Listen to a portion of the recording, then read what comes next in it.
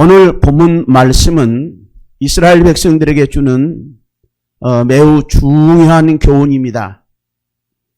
히브리서는 특별히 유대인들 가운데 개종한 사람들이나 그 다음에 이방인들 가운데서 예수를 믿는 그런 사람들에게 권면하는 말씀입니다. 1장 1절에서부터 오늘 10장 18절에 있는 말씀까지는 말씀은 교리적인 부분으로서 그리스도의 우월성에 대해서 교리적으로 쭉 설명을 하고 있습니다. 구약에서 율법을 지키며 각종 제사를 지냈던 그 이스라엘 백성들에게 이제 그들에게 우리가 예수를 믿고 그리스도인이 되었는데 예수를 믿음으로 인하여 우리가 얻게 되는 놀라운 축복을 이제 설명을 하고 있어요. 그래서 그리스도의 우월성에 대해서 교리적으로 쭉 설명을 하고 그 다음에 오늘 10장 19절에서 마지막 절까지는 그러면 우리가 이런 놀라운 축복과 특권을 받은 자로서 어떻게 살아야 할 것인가? 그것을 우리에게 설명해 주고 있습니다. 그래서 실천 부분이 쭉 기록이 되어 있어요. 그 가운데서 첫 번째 내용입니다. 오늘 말씀해 보면 특별히 23절에 또 약속하신 이는 미쁘시니 우리가 믿는 도리의 소망을 움직이지 말고 굳게 잡고 그랬어요. 우리가 믿는 도리의 소망을 움직이지 말고 굳게 잡자라고 하는 것입니다. 예수 그리스도를 통해서 우리에게 주는 소망이 엄청난 것입니다. 그런데 많은 사람들이 그 소망을 잃어버리는 것입니다. 왜? 여러 가지 고난 가운데서 또 유혹 가운데서 세상의 여러 가지 시험 가운데 당할 때 우리는 그것을 극복하지 못하고 그 신앙의 축복을 그 신앙에 대한 소망을 잃어버리는 경우들이 자주 있는 것입니다. 그렇기 때문에 사도 바울은 히브리서를 통해서 그 소망을 굳게 잡으라. 놓치지 말아라. 잃어버리지 않도록 조심하라는 그런 권면의 말씀인 것입니다. 그래서 오늘 본문 말씀 속에서 두 가지 특권과 세 가지 실천사항에 대해서 오늘 말씀을 드리려고 하는 것입니다. 예수 믿는 사람이 받은 특별한 특권이 두 가지가 있어요. 특권이 두 가지. 그 뭡니까? 첫째는 하나님께서 우리에게 복을 내려 주셔서 이제 지성소에 들어갈 수 있는 그런 자격을 주셨다라는 것입니다. 우리가 구약의 성도들은 지성소가 있지만은 들어갈 수가 없습니다. 성소에도 들어갈 수가 없습니다. 엄격하게 율법으로 이렇게 제한이 되어 있어요. 그래서 성소는 제사장들만 들어갈 수 있고 지성소는 제사장도 들어갈 수가 없어요. 오직 대제사장이 1년에 단 한 차례만 들어가는 것입니다. 그것도 얼마나 조심스럽게 들어가야 됩니다. 자칫하면 바로 대제사장도 지성소에 들어갔다가 죽는 경우가 있어요. 그만큼 하나님 앞에 나간다고 하는 것이 두렵고 떨리는 것입니다. 그만큼 엄위하신 하나님이신 것입니다. 그런데 예수 그리스도를 통해서 이제 누구든지 지성소에 들어갈 수 있는 자격을 얻게 되었다는 것입니다. 지성소는 어떤 곳입니까? 하나님이 계신 곳이에요. 하나님이 존재하신 곳입니다.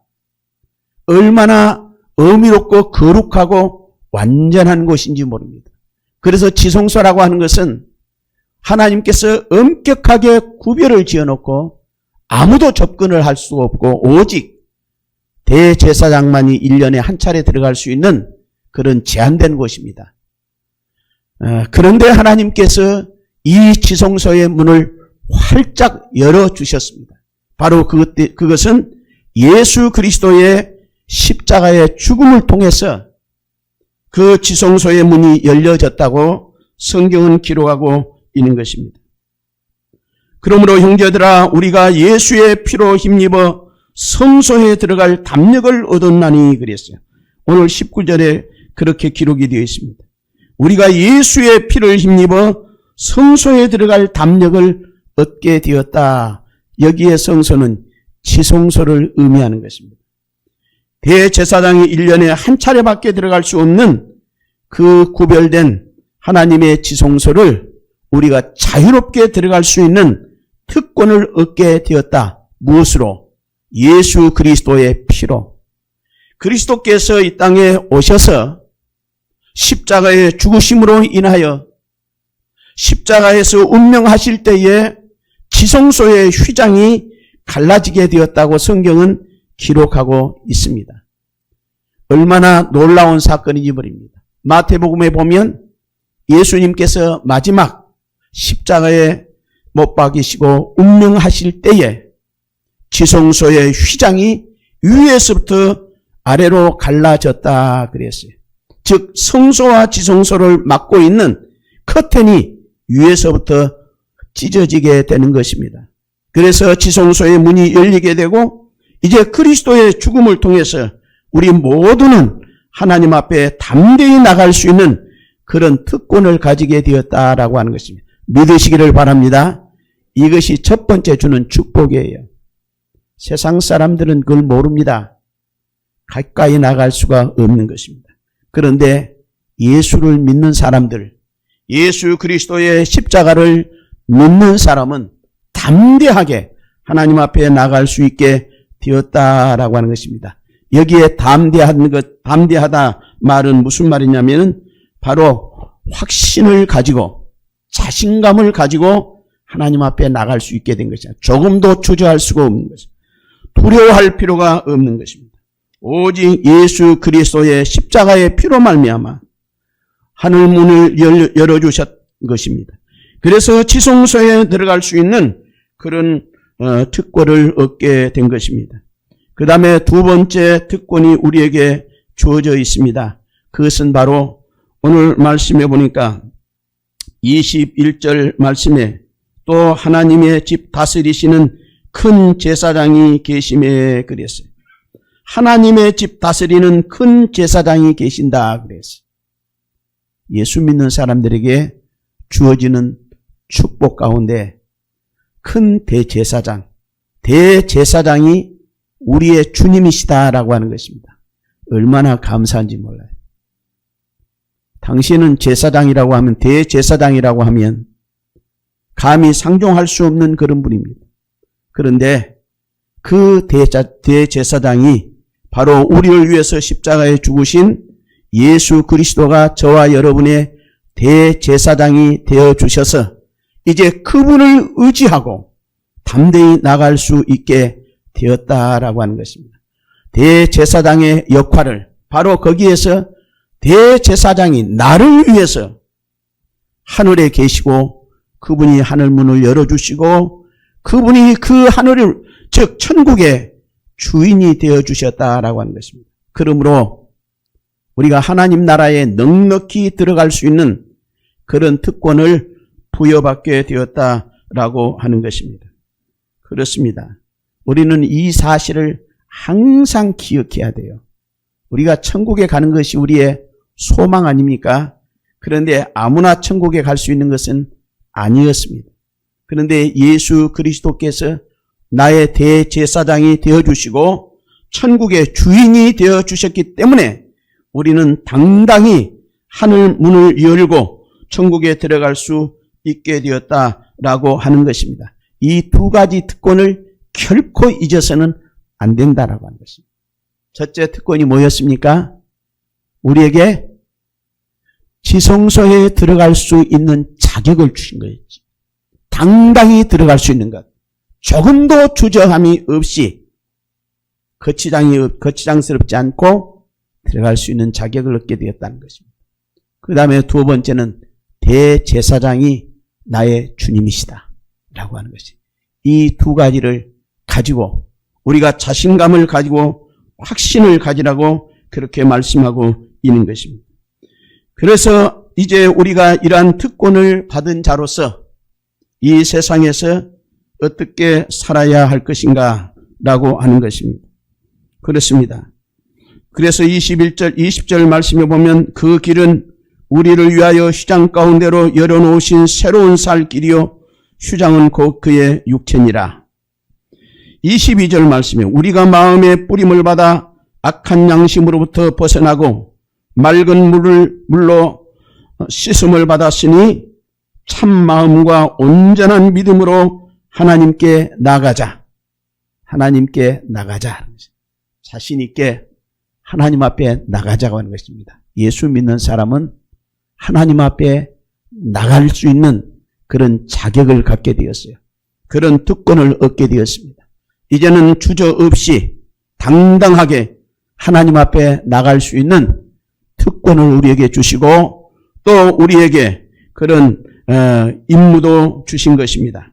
그래서 하나님 앞에 당당히 나아가자고 말씀하고 있는 것입니다. 그렇습니다. 여기에 하나님께 나간다고 하는 것, 이것은 바로 영적인 의미가 여러 가지가 있지만은 특별히 하나님께 나간다고 하는 것은 하나님을 인식하고 경외하는 마음을 가지고 하나님 앞에 나가는 것을 말하는 것입니다. 이것을 신약적인 용어로는 예배라 그렇게 말합니다. 예배. 하나님을 인식하는 거예요. 아, 하나님은 살아계시다. 하나님은 우리에게 생명을 주시고 우리를 다스리시고 주관하시고 인도하시는 우주의 주인이시다. 그 높으신 하나님을 내가 믿음으로 경외하고 존경하고 섬기는 것입니다. 이것이 바로 믿음 생활이고 이것이 바로 예배 생활인 것입니다. 그러니까 예배를 드릴 때는 항상 이런 의식을 가져야 돼요. 하나님은 누구신가? 하나님은 우리의 생명의 주인이실 뿐만 아니라 세상의 주인이시고 창조주가 되시는 분입니다. 그렇기 때문에 하나님으로 말미암아 구원받은 우리 성도들은 그분을 존귀하게 여겨야 돼요. 경외하는 마음을 가져야 됩니다. 두렵고 떨리는 마음으로 섬겨야 하는 것입니다. 이것이 바로 예배라 그렇게 말하는 것입니다. 그래서 우리가 이렇게 공동체로 모여서 정해진 장소에 나와서 드리는 예배만이 예배가 아니고 직장 생활을 한다든지 사회생활을 한다든지 사업을 한다든지 어느 장소에서나 항상 하나님을 의식하고 하나님의 살아계심과 하나님의 사랑과 능력을 믿고 그분을 존경하고 경외하는 마음을 가지고 있으면 바로 그것이 예배 드리는 그런 생활인 것입니다. 그래서 로마서 12장 1절 말씀에 보면 사도 바울은 그렇게 권면하지 않습니까? 우리가 신령한 예배를 드리자라고 하는 것입니다. 그렇습니다. 우리의 몸과 마음과 뜻과 정성을 다해서 하나님을 섬기는 것, 이것이 바로 예배라 그렇게 말씀을 드릴 수 있습니다. 그렇습니다. 우리는 항상 예배자의 자세를 가지고 살아가야 된다라고 하는 것입니다. 이것이 바로 하나님께 나아가는 생활이에요. 하나님께 나간다고 하는 것은 보통 특권이 아닌 것입니다. 보통 축복이 아닌 것입니다. 이 세상에 얼마나 많은 사람들이 있어요. 우리보다 훨씬 똑똑하고 능력 있고 잘나고 얼마든지 큰 소리 칠 수 있는 그런 사람들이 많지만은 하나님은 저와 여러분들을 특별히 선택해 주셔서 자녀로 삼으시고 하나님의 백성으로 삼으셔서 하나님 앞에 불러주시는 것입니다. 하나님이 불러주셔야 나갈 수 있어요. 아무나 하나님 앞에 나갈 수 있는 것이 아니에요. 그러지 않습니까? 세상에 얼마나 많은 사람들이 있어요. 그런데 그 가운데서 내가 무엇인데 하나님이 나를 불러주셔서 이렇게 오늘 또 하나님 앞에 나와서 예배드리지 않습니까?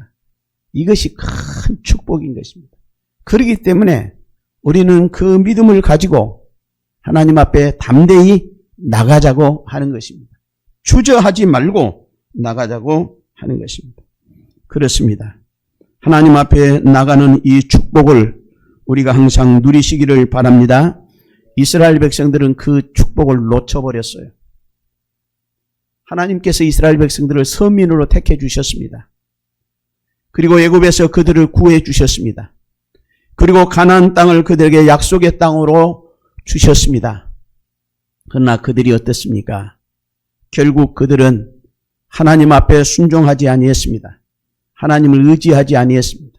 조금만 힘들고 어려워도 원망과 불평과 의심과 결국은 불신앙으로 인해서 그들은 결국 약속의 땅에 들어갈 수 없는 그런 불행을 자초하게 되었습니다.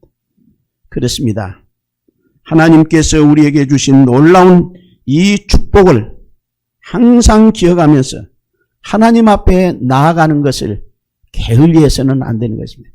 열심히 하나님을 섬기고 하나님께 나아가기를 힘써야 할 것입니다. 그러면 하나님 앞에 나아갈 때 어떠한 마음을 가져야 할 것인가? 오늘 말씀을 보니까 참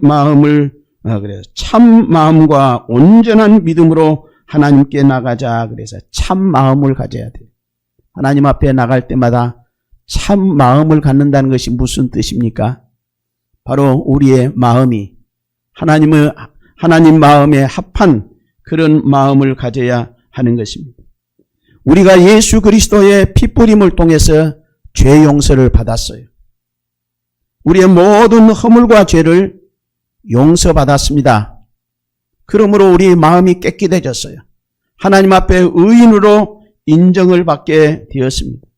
그렇기 때문에 우리는 그 십자가의 피뿌림을 통해서 얻게 된 깨끗한 마음을 가지고 하나님 앞에 나아가기를 힘써야 할 것입니다. 그래서 우리가 하나님 앞에 나갈 때마다 회개하지 않습니까? 지난 일들을 돌아보면서 내가 부족한 것이 무엇인가, 잘못한 것이 무엇인가를 늘 돌아보고 통회하는 마음을, 회개하는 마음을 가지고 십자가의 피로 우리가 씻음을 받고 하나님 앞에 나가게 되는 것입니다. 이것이 바로 깨끗한 참 마음이라 그렇게 말씀을 드릴 수 있습니다. 뿐만 아니라 온전한 믿음으로 하나님께 나가자 그랬어요. 온전한 믿음이라는 것은 절대적인 확신인 것입니다. 예수 그리스도를 통해서 죄 용서를 받았어요. 이제 나는 하나님의 자녀가 되었습니다. 하나님의 백성이 되었습니다. 하나님의 의로운 성도가 된 것입니다. 우리는 이것을 확신해야 돼요. 예수 그리스도를 통해서 내 죄가 용서되어지고 나는 하나님 앞에 의인이 된 것입니다. 이런 믿음을 가지고 나아가게 되는 것입니다. 이것이 바로 온전한 믿음이라 그렇게 말하는 것입니다. 그래서 하나님 앞에 나갈 때는 예수 그리스도를 통한 온전한 믿음을 가져야 돼요. 깨끗한 마음, 참 마음과 온전한 믿음을 가지고 하나님 앞에 나가자라고 하는 것입니다. 그럴 때 우리는 날마다 성화되어 가는 것입니다. 우리가 이 땅에 사는 날 동안에는 온전하지는 못합니다. 늘 실수하고 잘못을 범하고 어떨 때는 불충성하고 불신앙적이고 그럴 때가 많이 있어요. 그러나 날마다 나 자신을 돌아보고 할 수만 있으면 참 마음과 올바른 온전한 믿음을 가지고 살려고 할 때에 우리는 조금씩 변화가 되어 갈 것입니다. 그래서 주님 앞에 서는 그날에 거룩하고 영광스러운 그러한 하나님의 백성으로 나타나게 될 것입니다. 그래서 하나님 앞에 나가기를 힘써야 돼요. 다른 방법은 없습니다. 바로 이 길이 바로 무엇입니까? 살 길이라 그랬어요. 이것이 살 길이에요. 하나님 앞에 나갈 때에 우리의 영혼이 살고 우리의 삶이 살아 역사하게 되는 것입니다. 바로 이 길이 어떤 길이라고 했습니까? 새 길이라 그랬습니다. 새 길. 하나님께서 열어놓으신 길이요. 또 이것이 유일한 방법인 것입니다. 유일한 길이 되는 것입니다. 그래서 오늘 말씀에 보도 그렇게 기록이 되어 있지 않습니까? 하나님께서 우리를 위해서 열어놓으신 새 길이라고 20절에 말씀이 있습니다. 그 길은 우리를 위하여 휴장 가운데로 열어놓으신 새로운 살 길이요 휴장은 곧 그의 육체니라 그랬습니다. 예수 그리스도를 통해서 우리에게 문을 열어주셨고 하나님 앞에 나갈 수 있는 그런 특권을 주셨으면 열심히 하나님 앞에 나아가기를 힘쓰시기를 바랍니다. 그러면 여러분의 믿음이 자라요. 우리가 신앙생활할 때 열심을 내지 아니하면 믿음이 자랄 수가 없어요. 그대로 덮보 상태에 놓이게 될 것이고 우리의 삶에 변화가 일어나지 않습니다. 성화되어지지 않습니다. 그러나 열심을 품고 주님 앞에 나아가기를 힘쓸 때에 우리는 조금씩 변화되어 가는 것을 볼 수 있는 것입니다. 그 다음에 두 번째 우리가 지켜야 될 임무가 무엇이냐면 바로 소망을 굳게 잡으라 그랬어요. 믿는 도리의 소망을 굳게 잡으라. 믿는 도리가 무엇입니까? 믿는 도리. 그것을 성경에 보면 바로 그것이 우리의 신앙 고백입니다. 우리가 무엇을 믿습니까? 하나님 아버지를 믿습니다. 하나님이 누구신가? 천지 만물을 창조하시고 우리에게 생명을 주신 아버지시다라고 하는 것입니다. 뿐만 아니라 예수 그리스도가 누군가? 예수 그리스도는 우리의 죄를 위해서 대속해 주신 바로 구세주이신 것입니다. 예수님은 나의 주님이십니다. 그렇게 믿고 고백하는 것입니다. 뿐만 아니라 성령을 통해서 우리는 날마다 성화되어 가고 변화되어 간다고 하는 것은 성령의 역사를 믿는 것입니다. 그래서 우리가 쉽게 요약을 해보면 사도신경이 바로 우리의 신앙 고백이 될 수 있는 것입니다. 이것이 믿는 도리예요. 믿는 도리. 하나님에 대한 신앙, 예수 그리스도에 대한 신앙, 성령에 대한 신앙, 교회에 대한 신앙, 부활과 또 승천과 또 장차 재림하실 그리스도에 대한 신앙 고백. 그래서 우리는 예배를 드릴 때마다 신앙 고백을 하는 것입니다. 전능하사 천지를 만드신 하나님 아버지를 내가 믿사오며 하면서 신앙을 고백하는 것입니다. 이것이 사도들의 신앙이요 우리의 신앙 고백입니다. 이 신앙 고백을 굳게 붙잡으라 그런 말. 굳게 붙잡는다는 말은 무슨 말입니까? 잊어버리지 않도록 하라는 것입니다. 잊어버리지 않도록. 우리가 예수를 잘 믿다가 어떤 사람들은 이 신앙 고백을 잃어버려요. 하나님이 누군가? 예수 그리스도가 누군가? 성령은 누군가? 교회는 무엇이고 우리의 신앙 이후에 나타날 일들이 무엇인가? 우리가 고백했던 것들이 기억에서 사라지는 것입니다. 이 말을 다른 말로 바꾸면 구원을 등한히 여겨요. 구원을 등한히. 구원을 등한히 여긴다고 하는 것은 바로 잊어버리기 쉽다라고 하는 것입니다. 그래서 히브리서를 읽어보면 너의 구원을 붙잡으라, 굳게 붙잡으라 그랬어요. 우리가 그 놀라운 구원을 잊어버릴 그런 가능성이 얼마든지 있기 때문에 우리는 그것을 굳게 붙잡아야 되는 것입니다. 어느 때 믿음을 잃어버립니까? 우리가 신앙생활할 때 큰 고난을 당하면 나 자신도 모르는 사이에 믿음이 흔들흔들합니다. 왜 내가 예수를 열심히 지금까지 잘 믿었는데 나에게 이런 왜 고난이 오지? 왜 내게 기도가 하나도 응답이 되지 않을까? 왜 내 자녀들을 위해서 기도했는데 그 기도대로 되지 않을까? 하나님께서 왜 내 사업에 복을 주시지 않은가? 그래서 이런저런 일들을 생각하면서 내 뜻대로 잘 안 되면 하나님이 자꾸 의심스러워져요. 그러면서 자신도 모르는 사이에 불신앙이 생기게 되고 내가 옛날에 믿었던 그 신앙을 하나씩 잃어가는 거예요. 그러다가 어느 날 교회를 뚝 그치게 되는 것입니다. 그래서 구원의 반열에서 낙오되는 것입니다. 그래서 이스라엘 백성들이 출애굽을 할 때 얼마나 큰 기대를 가졌습니까? 가나안 땅의 약속을 보았습니다. 그리고 각종 하나님의 기적과 놀라운 능력을 체험했습니다. 그런데 그들에게 고난이 왔어요. 무슨 고난이 왔습니까? 목마름의 고난이 오는 거예요. 목마름에. 광야에 들었는데 그때에 목이 마른 것입니다. 물을 찾아도 물이 없어요. 그러니까 거기에 불평이 나오는 것입니다. 아니, 하나님께서 우리를 이끌어내서 왜 이렇게 목마른 고통을 당하게 하느냐는 것입니다. 그래서 하나님을 원망하기 시작해요. 조금 있으니까 배가 고파요.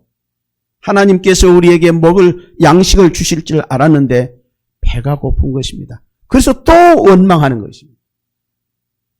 조금 있으니까 날씨가 추워집니다. 밤이 되니까 추워요. 그래서 춥다고 원망하는 것입니다. 그 다음에 낮에는 또 너무 덥다고 원망하는 것입니다. 그래서 조금만 어려움이 오면 그 어려움을 참지 못하고 하나님을 자꾸 원망해요. 그리고 불평하고 의심하고 그러다 보면 우리의 믿음이 점점 약해져요. 그러다가 그냥 주님을 놓아버리는 것입니다. 그리고 세상길로 나가는 거예요. 그런 사람들이 성경에 많이 있어요. 이스라엘 백성들은 그런 사람들이었습니다. 그렇기 때문에 결국 그들은 약속의 땅에 들어갈 수가 없었어요. 다 광야에서 죽었다 그랬어요. 여호수아와 갈렙만을 제하고는 그들은 다 약속을 받지 못한 그런 사람들이 되었습니다. 그렇기 때문에 사도 바울은 히브리서를 통해서 너의 구원을 잃어버리지 않도록 놓치지 않도록 굳게 붙잡으라. 좀 고난이 오고 힘들고 어려울지라도 우리가 내가 믿는 그 도리를 굳게 붙잡고 있으라는 것입니다. 그러면 하나님은 다 채워주셔요. 그러지 않습니까? 이스라엘 백성들이 목마르다고 할 때 하나님께서는 반석을 터뜨려서 샘물을 마시게 해주셨어요. 또 만나를 내리셔서 그들에게 식량이 되게 하셨어요. 메추라기를 내서 먹게 하셨습니다. 불기둥과 구름 기둥으로 그들을 보호해 주셨습니다. 40년 동안을 그렇게 해 주셨어요. 하나님이 다 채워주셔요. 우리가 신앙생활 할 때에 내 뜻대로 내 계획대로 내가 기도한 대로 다 안 될 때가 있어요. 여러분은 그럴 때 조심해야 돼요. 그럴 때는 자꾸 우리에게 의심이 생겨요. 의심이. 사탄이 우리에게 의심을 주는 것입니다. 하나님을 불신하게 되는 것입니다. 그리고 세상이 자꾸 보이는 것입니다.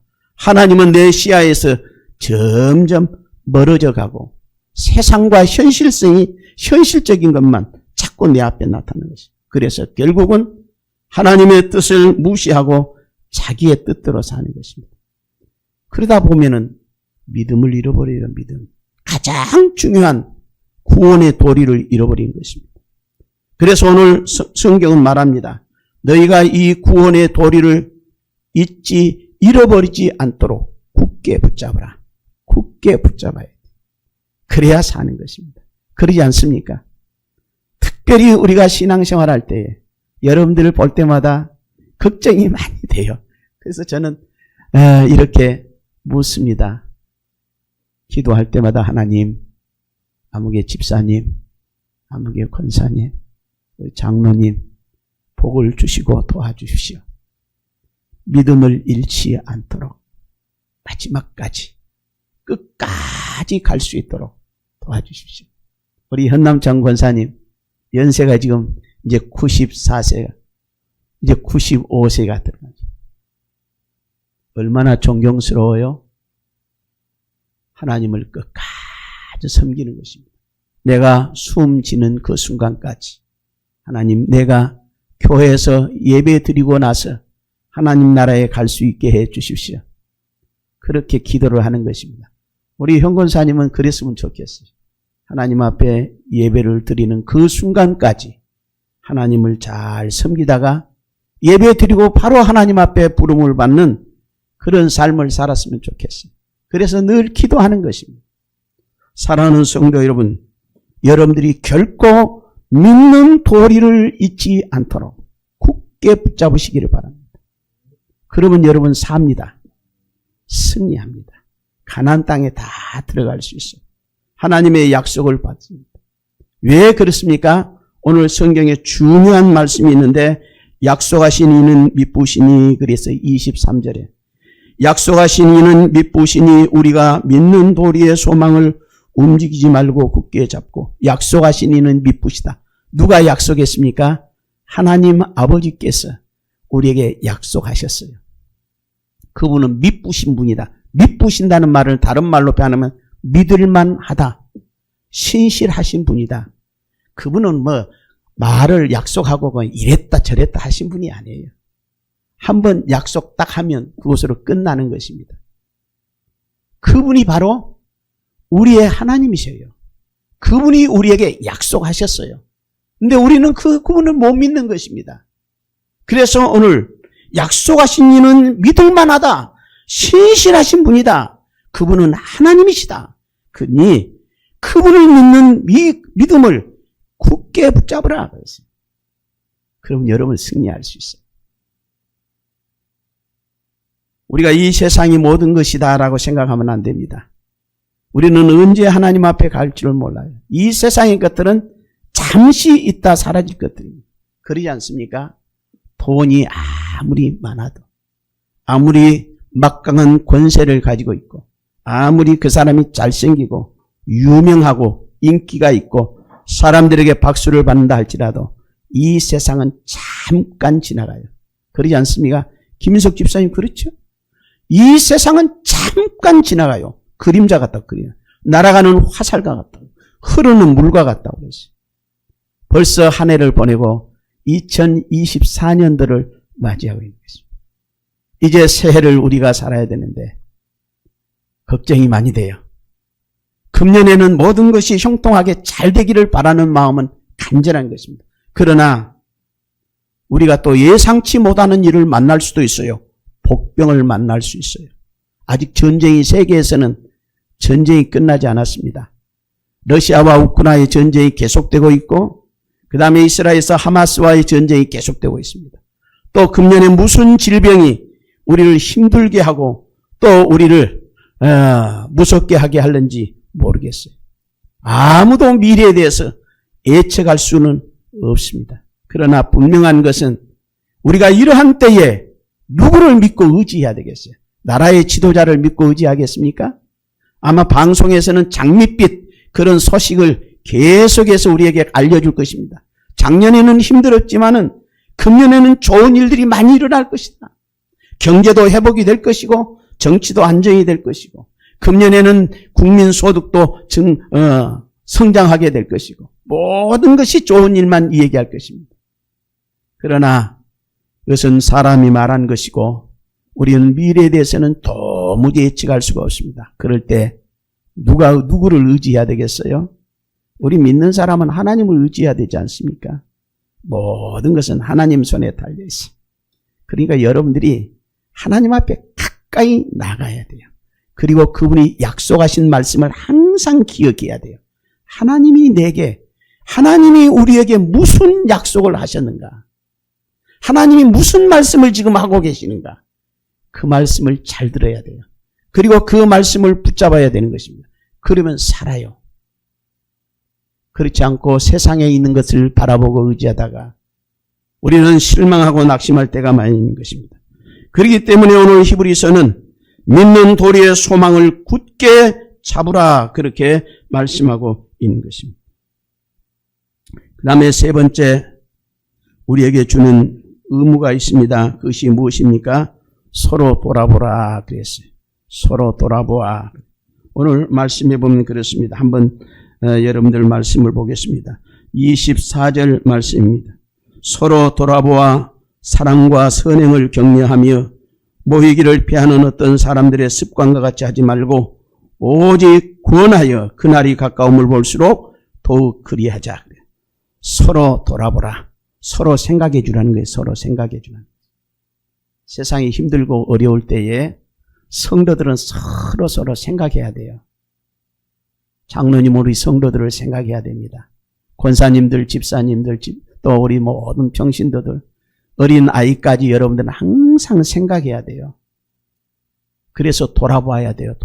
돌아보라는 것은 관심을 가지라는 것입니다. 관심. 고향 은혜교회 성도들은 관심을 가져야 돼요. 모두에게 관심을 가져야 돼요. 저 성도는 지금 어떻게 살아가고 있는가? 건강은 어떤가? 지금 무엇이 문제인가? 무엇 때문에 근심하고 낙심하고 있는가? 생각해야 돼요. 그래서 서로 돌아보는 것입니다. 그래야 우리가 하나님의 자녀로서 이 땅에서 살아남을 수가 있는 것입니다. 서로 돌아보라, 서로. 이것은 서로 사랑하라고 하는 그런 말씀인 것입니다. 그렇습니다. 우리가 서로 모여서 격려하고 위로하고 붙들어주고 기도해주고 그렇게 할 때에 우리의 믿음을 지켜나갈 수 있는 것입니다. 현대인의 성경을 보니까 이 말씀을 그렇게 풀어서 기록했습니다. 하나님께서 우리에게 베풀어 주신 모든 일에 응답하시고 우리로 서로 돕고 친절히 대하여 선한 일에 힘써 행합시다. 어떤 사람들처럼 교회에 모이는 일을 게을리해서는 안 됩니다. 주께서 다시 오실 날이 가까웁니다. 더욱 서로 격려하고 충고합시다. 그렇게 현대인의 성경은 기록을 하고 있습니다. 그렇습니다. 서로 돌아보는 것입니다. 그리고 서로 선행을 행해라 그랬어요. 서로 도와줄 수 있어야 돼요. 기도해 줄 수 있고 고난당한 성도가 있으면 물질에 여유가 있는 분들은 물질로 도와줄 수 있어야 하는 것입니다. 격려하는 것입니다. 예수 믿는 사람들은 이러한 마음을 가져야 우리가 담대한 믿음을 가질 수 있는 것입니다. 뿐만 아니라 하나님 사랑, 이웃 사랑이 곧 최고의 율법이다. 그렇게 말씀하고 있는 것입니다. 그러지 않습니까? 우리가 성도들이 적을 때 서로 돌아보고 사랑하십시오. 저는 성탄절 때 소식을 듣고 우리 성도들이 참 재밌다. 그래서 너무 흐뭇했습니다. 얼마나 좋아요. 서로를 돌아보고 서로 사랑하고 서로 격려하고 기도해주고 위로해주고 붙들어주고 이것이 교회 아닙니까? 교회는 얼마나 많은 사람이 모였느냐, 얼마나 많은 헌금이 나오느냐, 얼마나 아름답고 웅장한 건물이 있느냐, 그게 문제가 아니에요. 서로 사랑하고 격려해주고 돌아보고 섬기는 그러한 교회가 아름다운 교회요. 하나님에게 인정받는 교회가 되어지는 것입니다. 빌라델피아 교회가 그런 교회였어요. 적은 능력을 가지고도 하나님 말씀을 잘 지켰다. 빌라델피아라는 말이 바로 형제사랑이란 뜻이에요. 형제사랑. 서로 돌아보는 것입니다. 사랑하는 것입니다. 그 다음에 또 한 가지 조심해야 될 것은 모이기를 피하려는 습관을 막아야 된다. 그래서 모이는 것이 필요 없다는 것입니다. 그 당시에 유대인들은 그런 생각을 가지고 있어요. 이제 우리 신앙생활을 하다 보니까 자꾸 어려움이 와요. 그러니까 하나님 앞에 나가는 것이 자꾸 싫어지는 거예요. 부담스러워지는 것입니다. 그래서 이런 핑계 저런 핑계 대면서 하나님 앞에 나가는 것을 주저주저 하는 것입니다. 그 사람들이 모이기를 피하는 것입니다. 이제 안 나가도 돼. 요즘 코로나19의 팬데믹 시대 아닙니까? 코로나가 끝났어요. 그런데 코로나가 끝났으면 온라인 예배를 드렸던 사람들이 이제 하나님 전에 나가서 예배를 드려야 되지 않습니까? 그런데 여전히 온라인 예배를 드리고 싶다는 것입니다. 나가기 싫다는 것입니다. 그냥 집에서 예배 드려도 되지 않느냐? 그런 말들을 한다는 것입니다. 그래서 과거의 그 열심이 다 식어지는 것입니다. 그죠? 형식적으로. 집에서 그냥 예배 드리면 그것이 온전한 예배가 드려집니까? 참 어렵지요. 그러다 보니까 형식적이 되어지고 위선적이 되어지고 그렇게 되는 것입니다. 그래서 이제는 모일 필요가 없다 그런 말까지 나온다는 것입니다. 그냥 온라인으로 드리면 된다는 것입니다. 헌금은 계좌 이체하면 되고 그냥 예배는 집에서 그냥 소파에 앉아서 드리면 되고 그래도 된다는 것입니다. 이것이 모임을 피하려는 사람들이 있다는 것입니다. 그래서 어떤 통계에 보니까 우리나라에 200만 명의 성도들이 떨어져 나갔다 그래요. 200만 명. 코로나19로 인해서 200만 명의 성도들이 떨어져 나갔어요. 왜? 교회 안 나가도 된다는 거예요. 그런 것이 점점 교회 안에 들어오는 거예요. 이것이 세속관입니까? 그러면 우리의 믿음을 잃어버리게 되는 것입니다. 모이기를 피하는 습관을 막으라고 그렇게 말씀하고 있습니다. 하나님 앞에 예배 드리는 것을 소홀히 여기고 이런 핑계 저런 핑계를 들여서 하나님 앞에 나오기를 주저하는 그런 일들이 있는데 우리는 그런 사람들을 따르지 말고 좀 더 적극적으로 힘써서 하나님 앞에 나아가기를 힘써야 하는 것입니다. 그리고 서로 권고해야 된다 그랬어요. 권고라는 것이 무슨 말입니까? 서로 돌아보면서 저 성도가 지금 나 교회 가기 싫어. 그러면 여러분들이 어떻게 해야 되겠어요? 그래? 그러면 다음 주에 나와 하고 그냥 대충 넘어가는 것입니다. 그럴 때 어떻게 해야 돼요? 우리는 그런 신앙생활을 권고해 줘야 돼요. 집사님, 좀 힘들고 어려워도 나와봐. 내가 집사님을 위해서 기도할게. 권사님을 위해서 기도할게. 하나님이 도와주시고 해결해 주실 거예요. 그렇게 하면서 권면을 해야 돼요. 권면. 그냥 나무일처럼 그냥 무관심해버리면 안 된다고 하는 것입니다. 그래서 마지막 때에는 우리가 서로 권면할 수 있어야 돼요. 이것이 우리 성도들이 마땅히 지켜야 할 일인 것입니다. 그래서 서로 돌아보는 것입니다. 권면해야 돼요. 절대로 우리는 남남이 아닌 것입니다. 우리 성도들 가운데 혹시 여러 가지 일들로 인해서 낙심되는 사람이 있으면 여러분들이 전화 한 통화라도 해서 반드시 권면해야 돼요. 그렇게 해서 낙심되지 않도록 힘은 얻도록 해야 되는 것입니다. 그 다음에 또 한 가지는 말세의식을 가지고 살아라 그랬어요. 말세의식. 오늘 말씀해 보니까 그렇습니다. 모이기를 피하는 어떤 사람들의 습관과 같이 하지 말고 오직 권하여 그날이 가까움을 볼수록 더욱 그리하자. 그날이 가까움을 볼수록 그날이 무슨 날입니까? 주님이 오시는 날이에요. 재림날이에요. 재림날. 재림의 징조가 보이기 시작하는 것입니다. 그러면 어떻게 해야 돼요? 우리가 더욱 권면해야 돼요. 더욱 우리가 서로 사랑해야 돼요. 돌아보아야 돼요. 이것이 바로 믿는 사람들이 마땅히 지켜야 할 도리인 것입니다. 사랑하는 성도 여러분, 오늘 히브리서를 통해서 우리는 두 가지의 특권과 세 가지의 임무에 대해서 말씀을 드렸습니다. 우리가 하나님 앞에 나갈 수 있는 그런 놀라운 특권을 가졌습니다. 지성소에 들어갈 하나님의 존전 앞에 망설임 없이 들어갈 수 있는 그런 특권을 우리가 부여받았습니다. 뿐만 아니라 우리 주님이 우리의 대제사장이 되셔서 천국의 주인이 되셔서 우리를 기다리고 계시고 우리를 반겨 맞아주신다는 것입니다. 우리에게는 대제사장이 계신다라고 하는 것입니다. 그 다음에 세 가지 힘쓸 일을 말씀을 드렸습니다. 사랑하는 성도 여러분, 우리가 신앙생활할 때 여러 가지 힘들고 어려운 상황이 많이 있을 것입니다. 그러나 하나님 앞에 나가기를 주저하지 마시기를 바랍니다. 우리가 한 번 빠지고 두 번 빠지면 계속 빠지고 그러다가 그만 하나님에게 멀어지는 경우가 많이 있어요. 하나님 앞에 나아가기를 힘쓰는 여러분 되시기 바랍니다. 두 번째는 우리에게 주어진 구원의 도리를 굳게 붙잡으시기를 바랍니다. 이게 살 길이에요. 예수 그리스도를 통해서 주신 우리의 신앙 고백이 잊혀지지 않도록, 잊어버리지 않도록 굳게 붙잡으시기를 바랍니다. 세 번째는 서로 돌아보시기를 바랍니다. 서로 돌아보십시오.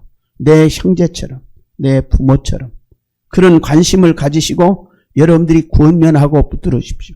그러면 이제 우리가 주님이 오시는 그날에 우리가 당당하게 주님 앞에 설 수 있을 것이고 이 일을 통해서 하나님이 영광을 받으시게 될 것입니다. 이 말씀을 꼭 기억하시기를 바랍니다.